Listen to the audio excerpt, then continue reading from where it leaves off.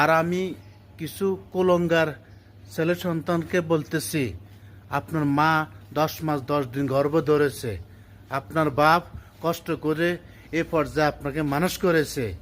বউর কথা শুনে আপনি মা বাপরে ছাড়ে দিবেন, ভাইকে ছাড়ে দিবেন, হবে না। কারণ আপনার মা বাপ হলে আপনার জান্নাত। মা বাপরে কষ্ট দিবেন, মা বাপরে বউর কথা মতা মা বাপরে কষ্ট দিবেন, হাসরের ময়দানে আমরা আটকা দিবে। বুঝছেন নি? আপনি চেষ্টা করেন মা বাপরে খুশি রাখার জন্য। আর বউর কথাতে নাচবেন না, বউরে নাচাইবেন, নিজে নাচার দরকার নাই। পুরুষ হিসাবে এখনো আপনি সময় আছে পরিবর্তন হওয়ার।